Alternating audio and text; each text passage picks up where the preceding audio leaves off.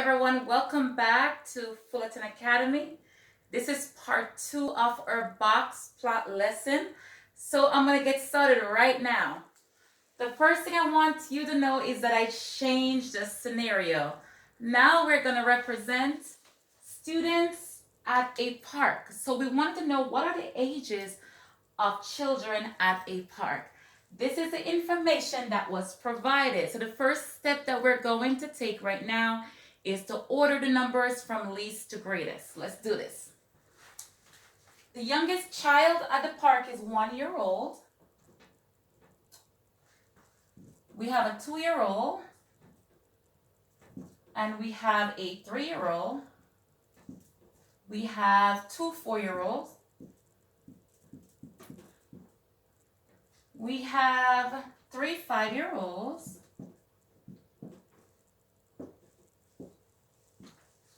We have a 6-year-old. We have a 2 7-year-olds. No, 3 7-years-old.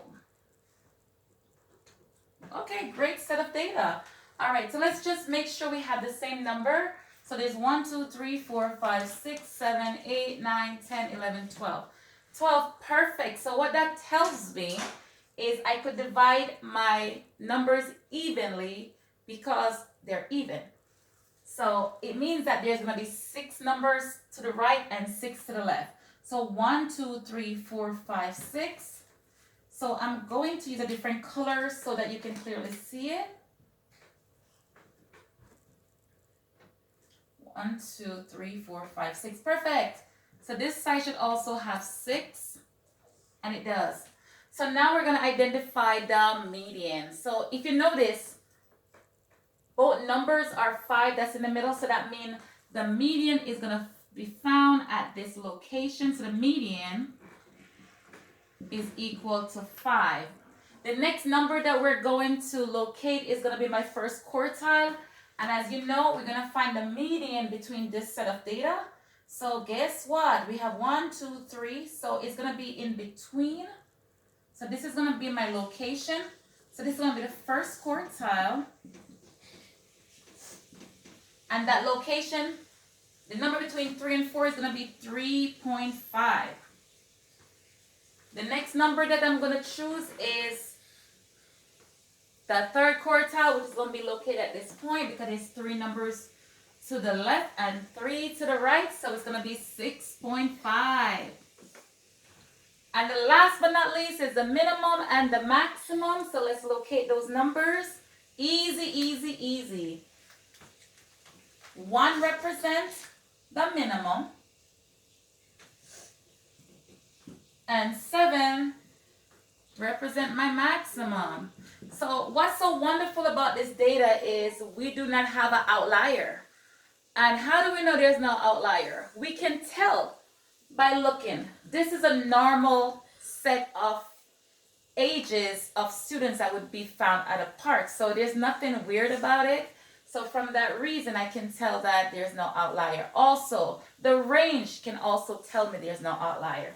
The maximum age is 7, the minimum is 1, so the range would be 6. So it means that it's a very small differences between the youngest and the oldest. So that's a good age for kids that would be at a park. So the next thing we're going to do right now is to draw my number line. And I'm going to go ahead and do so right now. My interval is going to be increasing by 1 because my range is 6. It means that I don't have a lot of numbers to identify. I just need to show at least 6 locations. So let's do this. So I'm going to start with 0. Since I don't have a whole lot of number to represent, I put 0 here. I'm going to do 1, 2, 3, 4, 5, 6, 7. Okay, that was perfect. So let's identify the different parts of my box plot. The minimum is one of the locations that we need to find, but let's start with the median. The median was 5, so I'm going to put a dot right here. That's 5. The next location is my lower quartile, or the first quartile, 3.5. 3.5 can be found between 3 and 4, which is right here. My next location is 6.5, which is between 6 and 7, and it's right here. Now I'm going to create my box.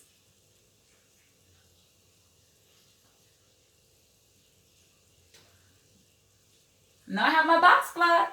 The only thing I don't have is the minimum and the maximum, which I'm going to represent right now. So I'm going to change this. I'll pop it in the middle right here. And the maximum is 7, so here we go. And then my minimum is 1. Perfect. Now this data gives me a lot of information.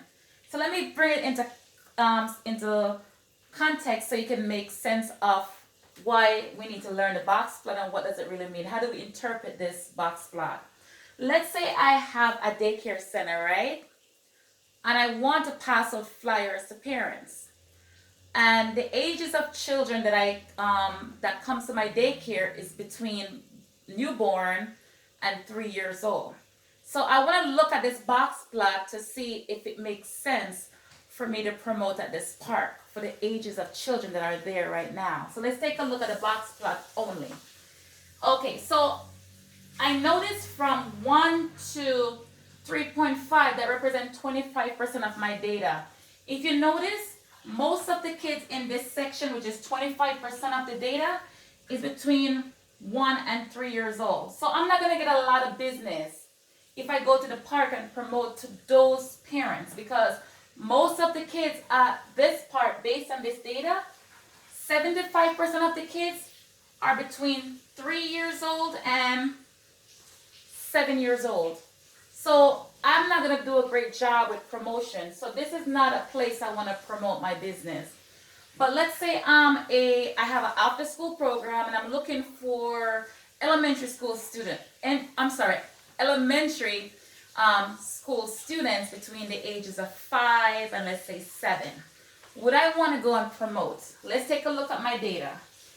Let's say 5 to 7. So 5 is in the middle, so that represents 50% of my data. So from this point to 7, I know that half of the kids at the park are between 5 and 7 years old. So guess what? It might be a good idea to promote, because it means that I have a great chance that these younger children have siblings that might be somewhere else. I don't know. So it means that I have a possibility of doing well if I were to go to the park and promote to this group of people. So this is the reason why the data matters and why it's important for you to be able to interpret it. So I hope that this lesson was helpful. It was fun for me. And if you have any question, please feel free to contact us at fullertonacademy.org. You can also email us at fullertonacademy19@gmail.com. I hope to see you soon. Please subscribe, please like, please share. Please tell your teachers about this. Please tell your friends.